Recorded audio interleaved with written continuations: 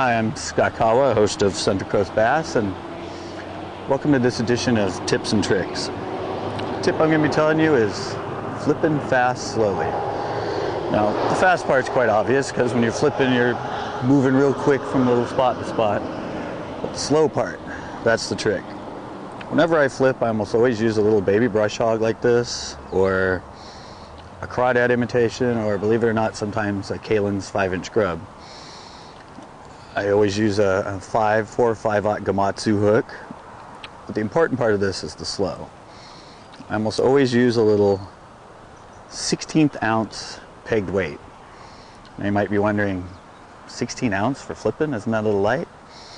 Well, what I realized was most of the prey that bass are feeding on when they're up active inside brush and lily pads and stuff is the bait actually falls to the water very slowly.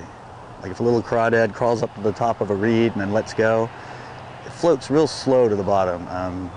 If there's newts in there, they float. If a worm falls in, they float to the bottom very slowly.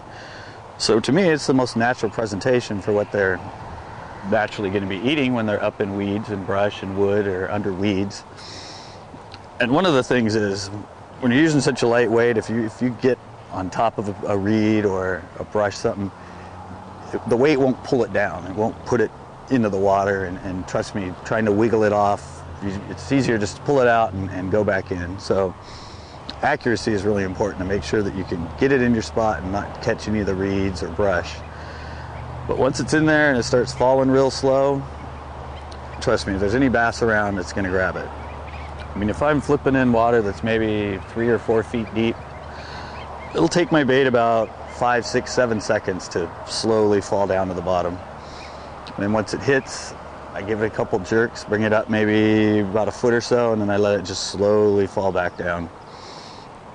Give this a try, because I used to use it in the lake where it was pretty much a circle, kind of like this, nothing but reeds. Flipping was pretty much the only pattern. And so if you were there and there were 2 or 3 other boats, you're pretty much all following each other around this little lake.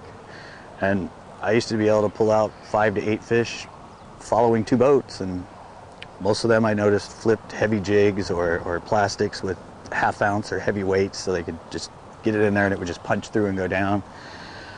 I talked to them and they'd catch a couple, and I was always able to get 5 or 8, and half the time I'd miss another 3 or 4. I mean, I use lighter line too, 17 pound, which, you know, sometimes you'll break them off, but I'd rather get a lot more hits and break a few off than no hits at all or only a few hits.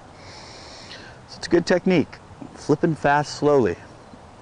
Give it a try, and I bet you'll start getting a lot more bites and more fish when you're flipping. Until next time.